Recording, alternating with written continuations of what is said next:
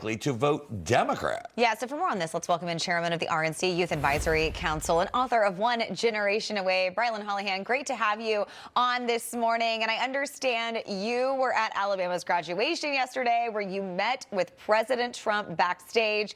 Can you tell me about that meeting and what did you guys talk about?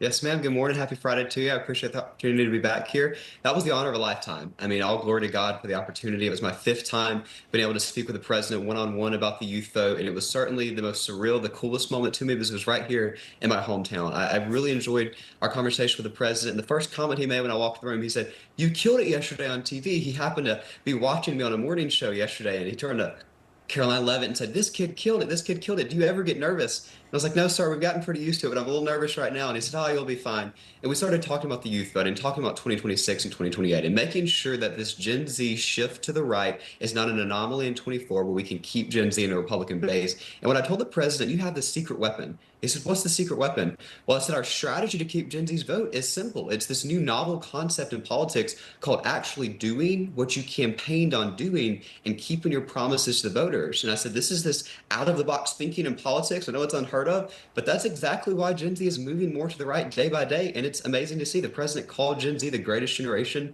last night in a speech. And as I went to walk out, he said, "Are they playing good music in there?" I said, "Sir, I've been in this holding room backstage, but I know I did hear the YMCA earlier." And he said, "You know, that's my favorite song." And he started doing his little dance. So it was a cool moment.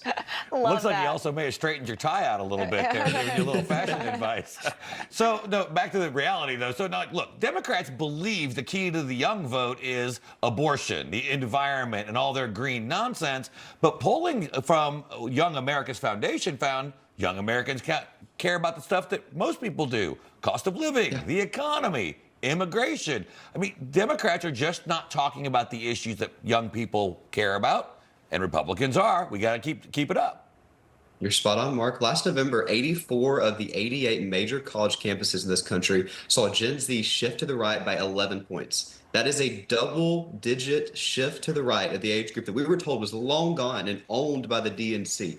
This isn't a fluke. This isn't an anomaly. This is a cultural shift towards common sense. This is a rejection of the radical woke left. And I got to say, you know, that famous Reagan quote is, "Are you better off than you were 4 years ago?" But right now, we can just simply ask Gen Z, "Are you better off than you were 100 days ago?" And the answer is a resounding yes, because the president's performed CPR on the American dream. And my generation can once again do simple things, just like you said, filling up our gas tank, buying a home, starting a family, walking freely on the streets without the fear of being murdered by an MS-13 gangbanger. That's quite a lot of change in just 100 short days, and that's why Gen Z is supporting the president. Yeah, absolutely. And in the election cycle, we saw both candidates really try to appeal to young people. So you see President Trump, he went on the Joe Rogan Experience, a different podcast, served some fries at McDonald's, and then he saw Kamala on the Call Her Daddy podcast and being part of that Charlie XCX's brat trend. I just don't think she was headed in the right direction. Just about 30 seconds left. What do you make of the stark contrast we saw?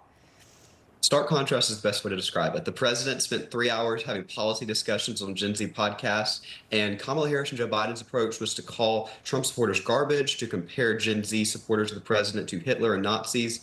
It was definitely something that was inauthentic and out of touch with the base, and I think that's why the DNC is a sinking ship of a party, and they'll be the Titanic come 2028 when J.D. Vance is sworn in. All right. Brilyn, always great having you with us this morning. Thank you, guys. Have a great weekend. You Good to too. see you. Well, turning now to the Newsmax crime report.